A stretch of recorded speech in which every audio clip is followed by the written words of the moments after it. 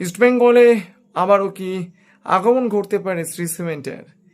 আজকের সোশ্যাল মিডিয়াতে ঘোরা একটি পোস্ট এবং সেই পোস্ট নিয়ে এই মুহূর্তে যেন জল্পনা তুঙ্গে যে শ্রী সিমেন্ট তার সঙ্গে কি আবারও যোগাযোগ করছে ইস্টবেঙ্গল কর্মকর্তারা। আজকের ইস্টবেঙ্গল শীর্ষ কথা দেবব্রত সরকারের শ্রী সিমেন্ট অফিসে একটি বৈঠকে অংশগ্রহণ করতে দেখা যায় এবং তারপর থেকেই ময়দানে ফুটবলে জল্পনা শুরু হয়েছে বর্তমান ইস্টবেঙ্গলের সঙ্গে ইমামির পরিস্থিতি এবং সেই পরিস্থিতি নিয়ে এই মুহূর্তে যে একটা গরমাগরম মুখরোচক খবর প্রত্যেক দিন আসছে, ইমামি কি ইস্টবেঙ্গল ছেড়ে দিতে পারে? আমরা এখনো পর্যন্ত বলেছি যে ইস্টবেঙ্গল ইমামি তাদের সম্পর্কের যে বিচ্ছেদ হচ্ছে সেই ধরনের কোনো খবর কিন্তু আপাতত নেই। কিন্তু সব মিলিয়ে যদি আমরা দেখি তাহলে মানে দিনের পর দিন ধরে কিন্তু একটা জল্পনার ঘটনা যখন ঘটতে থাকে, সে ঘটনাটার পেছনে কিছু না কিছু কারণ তো অবশ্যই থাকবে।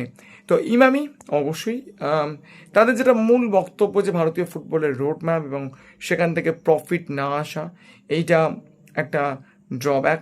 তো আমরা প্রত্যেকেই জানি যে শ্রী সিমেন্ট তারাও কিন্তু ইস্টবেঙ্গলকে একসময় ইনভেস্ট করতে এসেছিল, কিন্তু তাদের যে সম্পর্কের বিচ্ছেদটা ঘটেছে, সম্পর্কের বিচ্ছেদটা খুবই খারাপভাবে ঘটেছিল এবং শেষ পর্যন্ত সেই সম্পর্কের বিচ্ছেদটা এতটাই তিক্ততার জায়গায় পৌঁছেছিল যে যেখান থেকে আর হয়তো দুপক্ষ একসঙ্গে এগোতে পারেনি।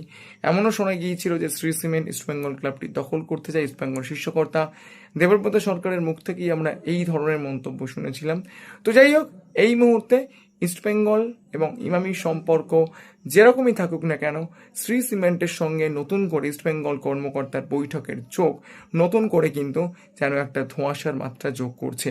তো এই বিষয়টা নিয়ে আপনাদের কি মতামত অবশ্যই কিন্তু কমেন্ট করে জানাবেন। আর যদি ভিডিওটা ভালো লাগে লাইক করবেন, শেয়ার করবেন, চ্যানেলটাকে সাবস্ক্রাইব করতে ভুলবেন না।